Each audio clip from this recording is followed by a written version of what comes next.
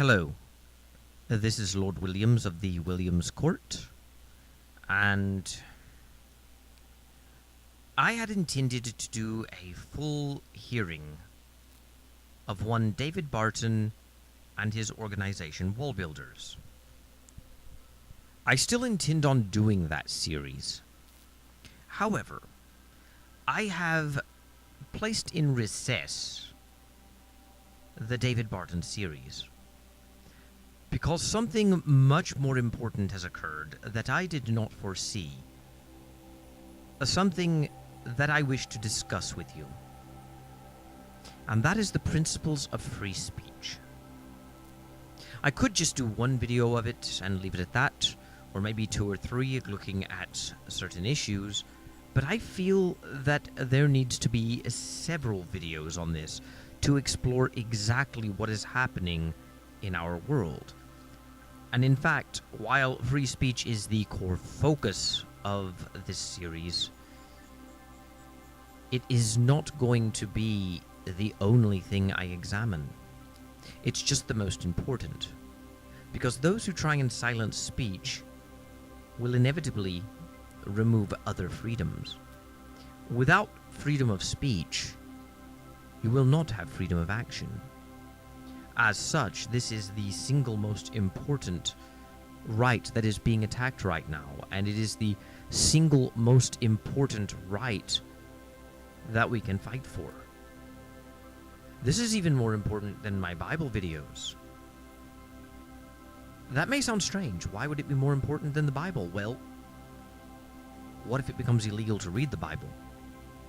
You see, free speech allows me to read the Bible to you and make those videos. But if reading the Bible were illegal, I couldn't publicly post them without getting arrested. I would have to hide behind a VPN. I'd have to sneak and do it. And even then I might get arrested. Now, I'm not saying our modern society, especially in America, has gotten to the point where it's outlawing the Bible. I'm simply making a point about free speech, and why free speech is important, and why it needs to be protected. Because without protection of free speech, you can make reading the Bible illegal. You can make reading the Quran illegal.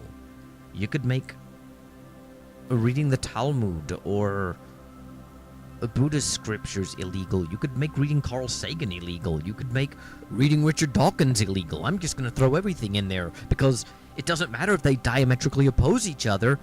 Without free speech, whoever's in charge can tell you what you can and cannot say, and that would instantly mean that whatever they say goes. That's the only message you'll hear. And like I said, I don't think that the situation is quite as grave at this time as to threaten me reading the Bible to you on Bible videos. I don't think people are being challenged on that end. However, with the recent banning of Alex Jones from most major social media platforms, we have crossed a threshold. It is one of the single most horrifying thresholds that has been passed in recent history within the United States. And it's actually been crossed a few years ago in the United Kingdom. The Count Dankula case, for example, where he has a dog doing a handshake motion while he says, "Hail Hitler," and "Do you want to gas the Jews?" The truth is, it doesn't matter if you find Count Dankula's video offensive. He didn't actually harm anyone, and it was just a joke. Even if you argue that it was in bad taste, it is absurd to count him as a criminal.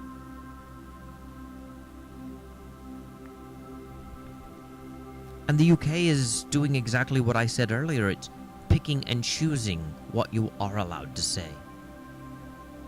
People have already noticed how the modern United Kingdom's government has, to a large extent, become somewhat prejudicial against Christians.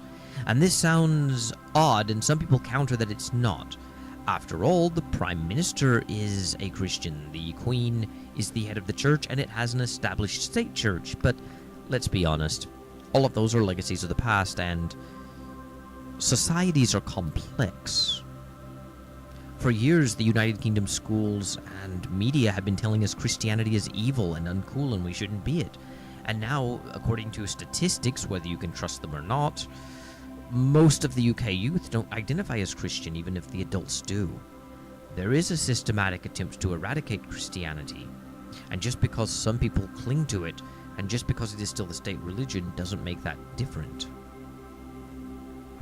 And there have been Christians who have gone to jail for simply saying homosexuality is a sin, or for reading passages in the Bible people find offensive. And I remember one case where the police stopped by a man's restaurant or a cafe, I don't remember exactly what it was, because he had screens up, and those screens flashed random Bible verses. There is an obvious cultural message in the United Kingdom that you should not be a Christian. We'll allow it, but keep it in your home and in your church. Don't let anyone else see it. It's offensive. It's like public nudity. You don't do it. Christianity is wrong. They don't do that with Islam, though, and on that end, the right is correct. Islam is protected whilst Christianity is attacked. Now, I'm not one of the right-wing sorts that think all Muslims are terrorists or think that Islam should be criticized all the time. I myself have defended Muslims. Muslims should not be seen as terrorists or mistreated in any way just because they are Islamic. It doesn't matter that there's Islamic terrorism. Most Muslims don't engage in it. But just because I say that doesn't mean I'm going to pretend that the left does not protect Islam to a higher degree than it should, or that it does so in a hypocritical manner while attacking Christianity. Because it does. The left loves denigrating Christianity while lionizing Islam, and they only really do it to show how tolerant they are. In a way, that is degrading to Muslims. They're only given this protection for the benefit of others, not for themselves. They aren't valued. What they represent to the other people are valued, and what they represent is, we believe in tolerance and diversity, look how we're protecting the Muslims. They're pets. They've been reduced to pets. But at least they can say what they want, even if they're radical. You can see stories of radical Muslims calling for the death of the West and imposing Sharia law and overthrowing the British government. They're not arrested. They're not detained. They're not found guilty of hate speech. But if a Christian simply says, yes, I believe homosexuality is a sin, they are. Even if someone walks up to them and point blank asks them, even if they try and avoid the question and you're just cornered into it, they can be arrested for being offensive. And that's the world we live in. And I've been meaning to talk about this for a while, but others have been discussing it in terms of the UK. And I wanted to build up credibility before I tackled the topic, because it is an institutional problem in the United Kingdom and in several countries of Europe. And they've already gotten a narrative in place that if you're standing up, you must either be a right-wing radical or a fundamentalist Christian, or maybe both. So I wanted to build up more of a reputation so that people will know where I'm coming from before I did this. But then Alex Jones happened. Or rather, his banning.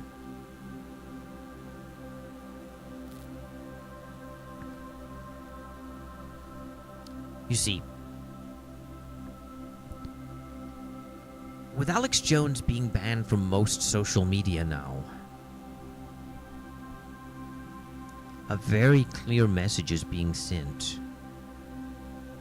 And that message is, if you say something that's out of line that we don't like, we will shut you down.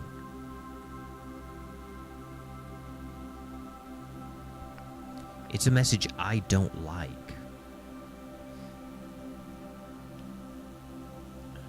And it's a message we know will be used for no other reason than for political control. It is to impose an ideology on the world and force everyone into compliance with it, in the hopes that most, if not all, people will believe it one day. An attempt to build that better world as it stands in the minds of the people who are promoting it.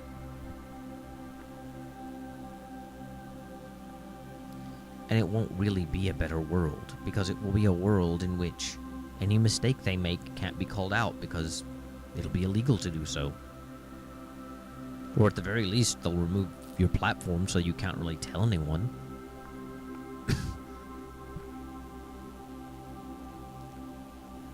Alex Jones is not someone I'm a fan of. Alex Jones preached insane conspiracy theories and promoted just insane ideas. But with his banning, you've just confirmed that what he said was right. The globalists do want him silenced. So what else is there that he was right about? I'm not saying I agree with everything he said. I don't. But you just gave the man credibility. He's not just some nut who's on YouTube and a few other social media outlets screaming at a microphone and telling people about chemicals making frogs gay. He's not that anymore. Now people will think he was telling the truth because people silenced him.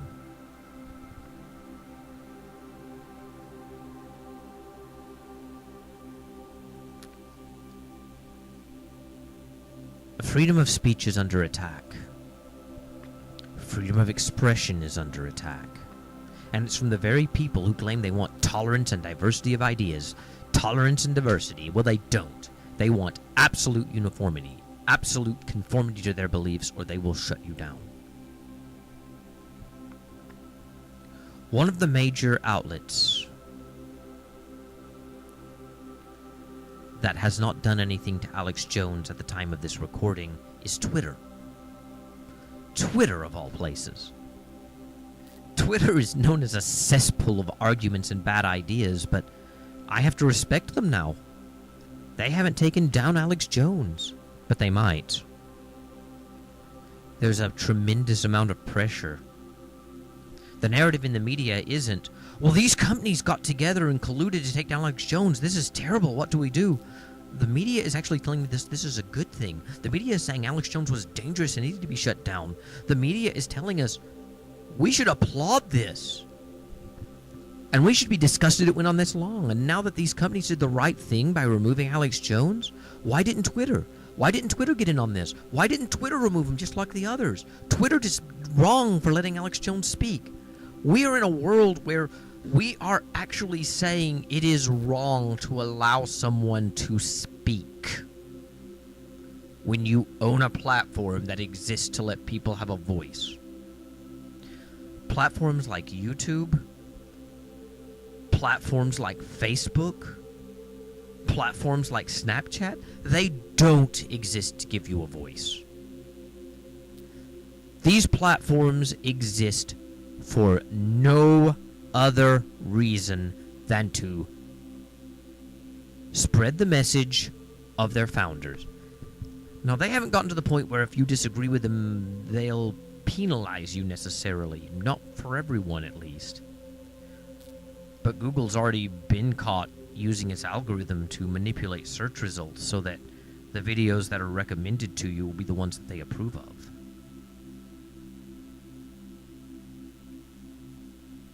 That's wrong.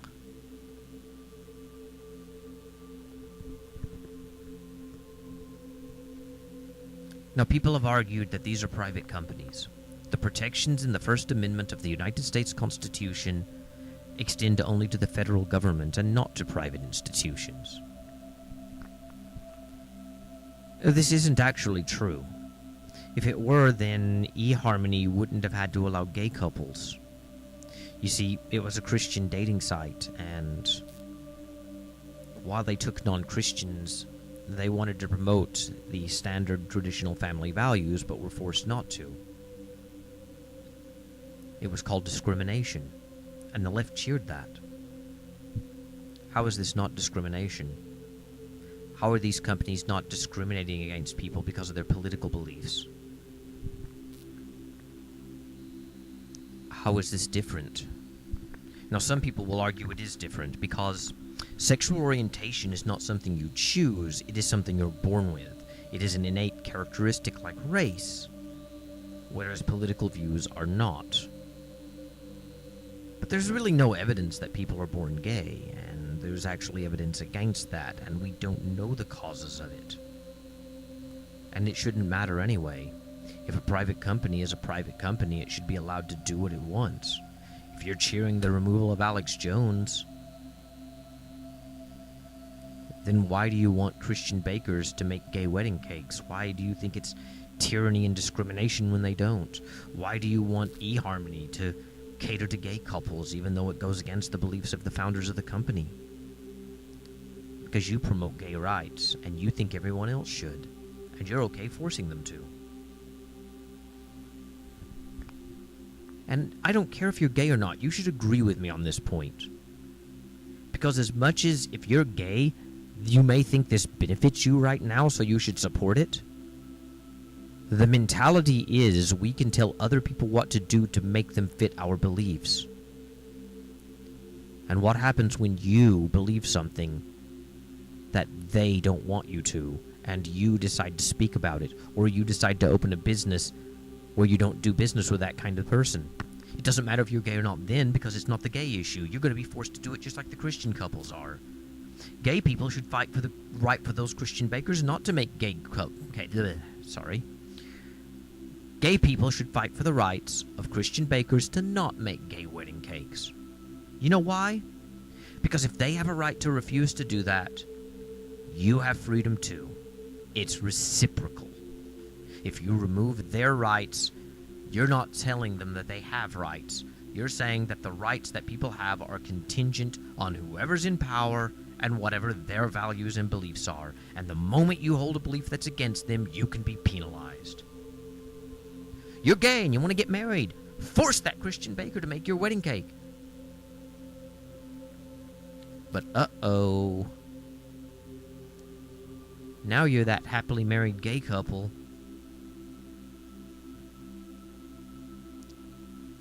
And you don't think that the government has the right to tell you how many people to hire of certain ethnicities. You want to hire the best guy for the job. And they slap you with a lawsuit because you don't have enough black people. Or Asians. Uh-oh, you're a gay couple and you're white. That means you don't have a right to talk about race issues because you're privileged. You're a racist inherently. Doesn't matter that you're gay, you're a racist because you're white. Uh-oh, you're a happily married gay couple. You had your Christian wedding cake made for you against the will of the people who made it.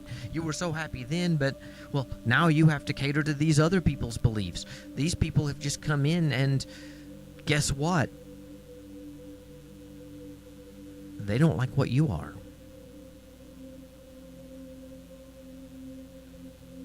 They don't like your economic theories. And you're going to be forced to support them anyway. And that's something people don't seem to understand. A lot of people get blinded by what they want without looking at the deeper ramifications. In the case of the gay wedding cake, the gay people, not all of them, some of them understood this issue, but they wanted people to accept gays and they want to punish people who don't. Without realizing that that sets the precedent that whoever's in charge of society gets to determine what is right and wrong and everyone else has to do what they say. To take away one person's rights is to take away all people's rights. It's to say the rights you have are nothing but privileges extended by the government, and that the only rights you have are those with which those in power give you. And you will do and act and say only things that correspond with the values they wish to promote.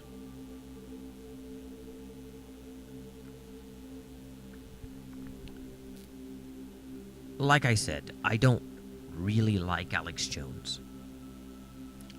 He is a conspiracy theorist and takes things way too far. But at this point, I'm willing to say everything he says is right. Globalists do exist, and I mean, they obviously exist. The globalists are planning a conspiracy to bring about the New World Order. They do worship Satan.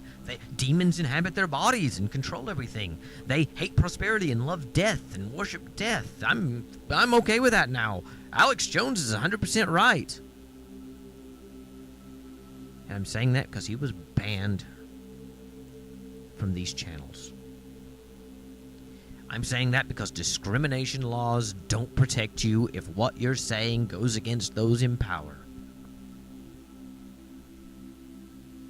I'm saying that because today, we are all Alex Jones. We all work for InfoWars, and we're all on the same boat. I'm going to do more videos on the topic of free speech. I apologize for not continuing my David Barton series. This year has been hard on me, but I finally got everything back on track and I was going on schedule. And then this hits us. I won't let this interrupt my Bible videos, which I will begin again in September. I'm going to start rereading the book of Genesis and the Psalms.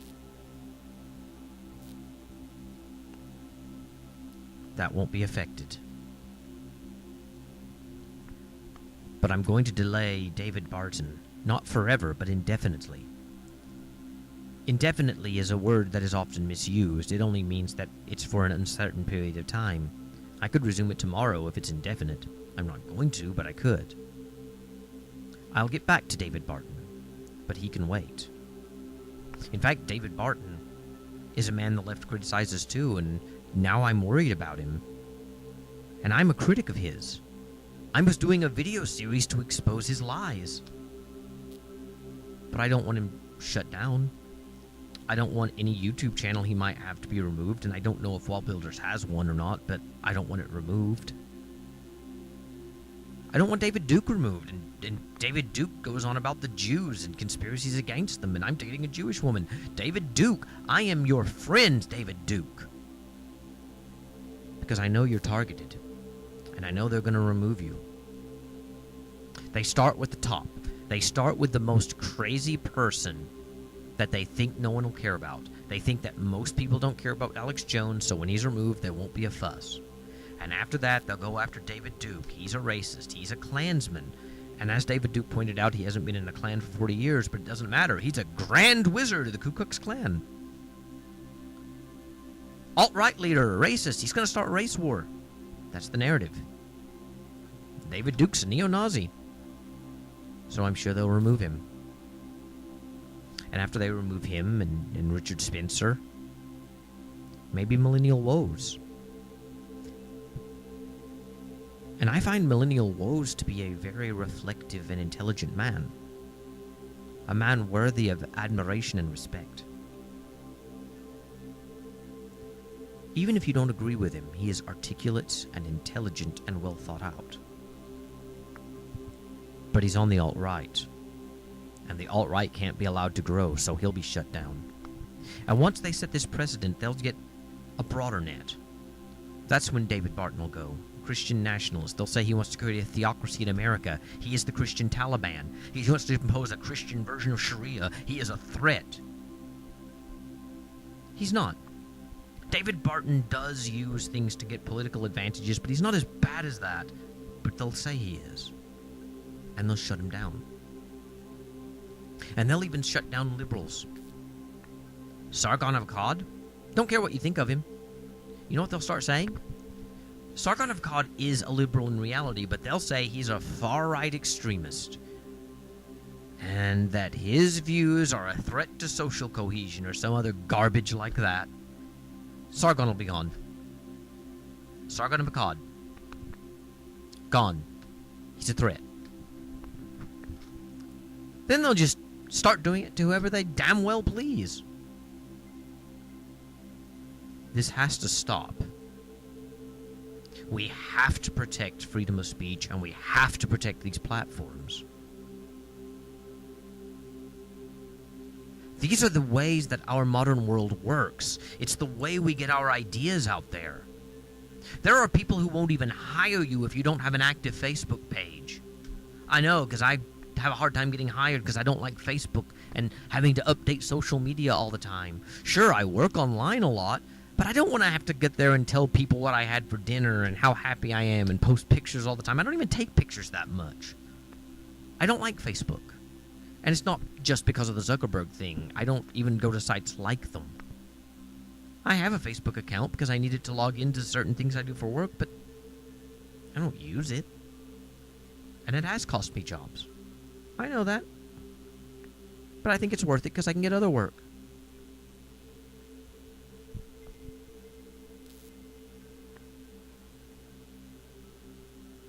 But you know what I don't think is worth it? I don't think if I were active on Facebook, I don't think if I posted there every day and gave my political opinions, that it would be worth shutting me down and banning me. And then deciding to call me some sort of monster and celebrating that as a good thing. I don't want that to happen to me. And I don't want that to happen to anyone else. In this digital age, we need the internet to get our voices heard. This is how our world works, whether you like it or not. And if we lose the freedom of speech on the internet, we lost the internet. The year won't be 2020 when Trump runs for election again. No. It'll be 1984. Like George Orwell. We'll have new think. We'll have history revised. And ironically, that's why I criticize David Barton for his historical revisionism. But how is this any better? The champions who are protecting our freedom are removing our freedom. When Donald Trump got elected to the presidency of the United States, Keith Olbermann started a news series called The Resistance. And he'd always tell you something horrible about Trump. And I don't know if it's still going on or not. I've seen a few of them. It bored me. But he always ended his videos with the same things. Resist! Well, now it's our turn to take that word over. Resist. I know I don't have an audience. I know not that many people listen to me, but for those who do, and for those who have actually listened to the whole video, and I know it's a bit long by today's standards, but for those who have gotten this far, resist. Resist the loss of your voice. Resist the demand for conformity. Resist the loss of freedom of speech. This is Lord Williams, a title I took originally simply to add flair to my channel, but now it's a real title. I am appointing myself a real lord because I am going to champion free speech. And I have declared that my domain. A domain of social justice. I'm becoming a social justice warrior. But my form of social justice, not the modern social justice. I'm going to fight those social justice warriors on their own terms. And I am now lord of my domain. I refuse to bow to them. I am a lord and they are not. I am a lord and I command my own destiny. And you can join me. Either be under my protection or be a lord yourself. Doesn't matter which you choose. But I ask you to stand with me. I will be doing other videos, but have nothing more to say today, so this video is concluded. Thank you. God bless, and goodbye.